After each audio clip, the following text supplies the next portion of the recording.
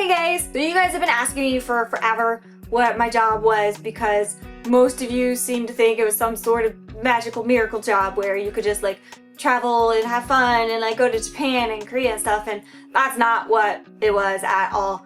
And I'm sure most of you are going to be disappointed, and quite a few of you are probably also going to be angry too, so I can't wait to read the comments on this video later. So I was an officer in the United States Air Force, and this is going to answer like 100 of the questions that you guys have always asked me. So I'm going to go ahead and answer them all here in this video now, along with a bunch of the questions that I'm assuming I'm going to get after this video. So please watch this whole video before asking me questions down in the comments. After that, of course, you're free to ask me what you want. I can't guarantee you I'm going to answer it, because I'm not going to talk about like my job details. I'm not going to talk about my AFSC. That's just, you don't put that kind of military stuff out on the internet, so sorry if I can't answer your questions. So this explains why June and I lived apart for 4.5 years, because I had a contract, and one does not just break a military contract, especially as an officer. If you want to get out of your contract as an officer, I have to go up to the Secretary of the Air Force. That's a really big freaking deal. So yeah, it's not easy. You can't just like say, I'm not doing this anymore. You get put in military prison. This is also why I was supposed to move to Korea a long time ago, because I had orders to go to Korea for an assignment. They canceled my orders literally the day before I was supposed to leave, because I don't know if you can see this, if this video is like too bright or whatever. I know you can see it on some of my other videos. This is a scar from the smallpox vaccine, because if you're going to Korea, you get the smallpox vaccine, because North Korea is crazy. You don't know if one day maybe Kim Jong-un just decides to release smallpox on South Korea. So I had a rare reaction to that called myopericarditis that damaged my heart, and they decided that suddenly I couldn't do like anything anymore, and instead of going to Korea, I became an instructor for international officers, which was actually really cool. I got to work with officers from countries all over the world. Like I think I worked with like 13 different countries, including Japan. I did get to work with an officer from the Self-Defense Forces, and he was really nice and very professional. He was a very good representative of Japan. I worked with quite a few officers to a much higher rank than me from the Middle East, and being the ignorant person that I am, I didn't know how it was going to be being a woman of a lower rank, being their instructor, but they were all extremely respectful of me. And originally what I wanted to do was work with people from other cultures, so I did get to do that, I guess, and that was pretty cool. So when I was in university, I was taking steps to improve myself, and I started exercising in the morning with one of my friends. I was approached one day by someone from the Army, ROTC, who's like, you know, the Army could use women like you who care about their physical fitness. And I was like, I'm not joining the Army, are you crazy? But I'm an open person, and even if it's something that I don't agree with, I still want to listen to what the other person's saying. So I went and I made an appointment to go talk to their person anyway, just see what they had to say. And what they told me was actually pretty interesting. At that time, I had no idea what I wanted to do. I'd been switching majors all over the place, from geology to graphic design to international relations, and there were several things that appealed to me about the idea of being an officer in the military. One of them was I might be able to get a scholarship, and being that I was paying for my own tuition, that was kind of appealing. One of them was I could do it for 2 years without signing a contract, so I could learn more about what it was actually like before making any sort of commitment, which was really reassuring. It was going to force me to get in shape because I hated exercising. It was going to force me to learn how to become a leader, and I've said this before in earlier videos, but I used to be an extremely shy person. Like getting up in front of people, my heart would be pounding so much, my face would be completely red, I would forget everything, I wouldn't be able to talk to people.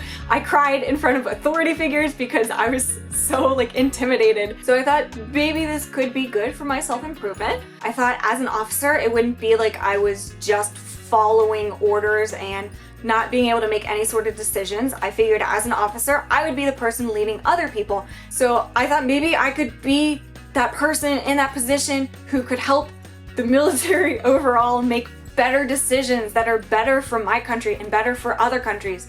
Maybe I could help inspire the people who are under me to care about the people in other countries so that we don't abuse anyone. I thought I might be able to get to travel with this. I could go meet people from other countries. Maybe I could be like some sort of liaison so I could help them understand us and us understand them so that we're doing something that's better for both of us. I wanted to be that person who could like help make the military a better place. And I thought, as an officer, maybe I could do something like that. And the other thing that was really reassuring for me, coming from someone who was never ever joined the military, was that the oath we took as an officer was to defend the Constitution. It wasn't to defend our president. It wasn't to defend someone else's needs. It was to defend the Constitution. And we were taught constantly in training, if we are given an illegal order, it's our duty to disobey that illegal order. And then of course, if you complete your 4 years of active duty and then you get out of the military, you have really great experience to put on your resume. So that might help me get a different, better job later on. So for all of those reasons, I decided I might as well just try it out for the free trial period, where I don't have to make any promises or sign any contracts or anything, just to see if it's really something that I thought I might be interested in. And at my university, we had Army ROTC, we had Air Force ROTC right across the hall from each other. And I went home and I talked to everyone I knew and I was like, I'm thinking about joining the military. Should I join the Army or should I join the Air Force? And every single one of them said, join the Air Force, do not join the Army.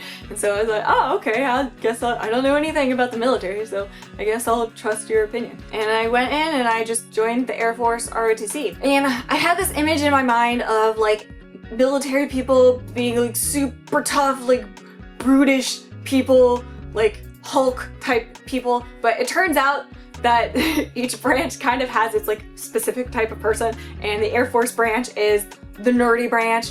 And so pretty much half of them were engineers, most of them played video games. Even the people I knew who got pilot slots played WoW. And so I was kind of like, oh, these are my people. I kind of feel like I belong here. And at that time, I was studying both Russian and Japanese because they were the two coolest languages that my school offered. And when the cadre found out, one of them was like, if you major in Japanese, we can give you a full scholarship. It's like, really? I can major in a language and have my school paid for? Yes, I'll do that, okay. But we didn't have a Japanese major at my school at that time. We had Asian studies, and at that time for the Foreign Express scholarship, you could do an area studies and still get the scholarship as long as you focused in the language that you were supposed to be majoring in.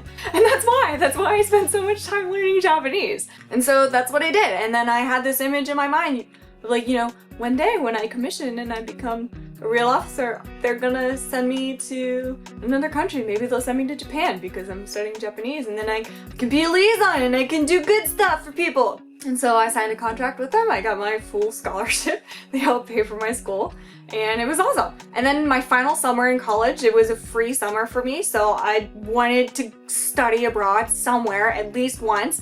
And since I was getting paid to learn Japanese and I was majoring in Japanese, I was like, I'll go to Japan.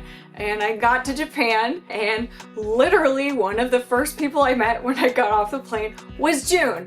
Within 2 weeks, I was madly head over heels for him, and he eventually asked me out, and right away we pretty much decided we wanted to be together forever, and everything about my priorities changed, and I no longer wanted to do military stuff. I just wanted to be with June. But it was too late because I already signed my contract, so I had to go back to America. I had to serve my active duty. We didn't really have any options because June was still in university. He had longer to go than me before he graduated, and then even after that, he was the oldest son in his family, and he kind of needed to stay in Japan and get a job and that kind of stuff. So there wasn't really much I could do unless I could be stationed near him, because we have 3 Air Force bases in Japan. But the military doesn't care about boyfriends. They don't care about fiancés. So in order for them to care about me being with June so that they could help me get closer to him, we had to be married. So we kind of got married a little quickly, only a year and a half after we met. We never had a ceremony. I never changed my name or anything. And it helped because they did try to get me to Japan. There just weren't any jobs available there, so they were able to get me a job in Korea, but then you know how that turned out. And so now, after my contract, I'm finally here in Japan with June, and I'm so happy that we're finally together. there were a lot of things I really hated about the military. I resented it so much for keeping me from June, even though in the end it's my fault because I signed a contract. I knew I was giving my life away for 4 years. It was really, really hard being apart from June. I suffered from really bad depression and extreme anxiety. At the worst, before they finally found the right medicine for me, I was having panic attacks every single day. They damaged my heart, and that kind of sucks. I need this for the rest of my life. Don't like that happened. There are a lot of small things about the military that can just drive you crazy. I hate ancillary training. I hate unit PT. And I hate the uniform. Why can't they make a uniform for my size? I'm a very thin person. They don't make uniforms for thin women. My uniform, like this, I look like a block. I can't have these bangs. My hair's pulled back behind my head in a bun. You can't wear a lot of makeup. I looked ridiculous and I hated it. So when I wasn't working, I started wearing a lot of makeup. I started wearing dresses and heels everywhere. And so that's why in a lot of my videos, you've seen me with like really feminine styles and stuff, because I was tired of looking like a man 5 days out of the week. I just wanted to feel pretty. There are so many tiny rules in the military. They pretty much control like everything. So if you're someone like me and you need your independence, then the military is not for you. But I don't know if I ever even would have gone to Japan, or if I ever would have met June, or if I ever would have started doing videos, or if I ever would have developed this kind of self-confidence where I can be in front of people and not like start crying. I don't know if I would have been able to do that without the military. So some good things did come of it. And I mean, they paid for my school, so that was kind of cool too. I did really like a lot of the people that I worked with. A lot of the people in the Air Force are really nerdy. When I was doing my training to become an instructor, literally every single day in that class, someone brought up LARPing. A master sergeant that I worked with gave me A Dance with Dragons, the 5th book from Game of Thrones. I think my base had a D&D club. And so in the end, they were good things and they were bad things, and I don't really know how I feel about it. All I know is I'm glad it's over and I want to move on with my life now. So I will answer questions that I can answer down in the comments here, but I'm not gonna talk about it in other videos. I'm not gonna like be bringing it up all the time like, you know, back when I was in the military. So that's it. That's what my job was. You can ask me all your questions now down in the comments, like how many babies did you kill? Looking forward to it. And no, I never did go to an active war zone or anything like that. Like I said, I had that heart condition, so I was pretty medically limited throughout a lot of my contract. And for those of you who might have been thinking about saying it, please don't thank me for my service. I didn't do anything. It was just a job. It's a little uncomfortable being thanked for something that doesn't deserve thanks. So, well, thanks for watching all this way. I think you guys know a lot more about me now, and I'll see you next time. Bye! This entire channel has always been a dual channel. We check what we say with each other for 100% of the things that we upload.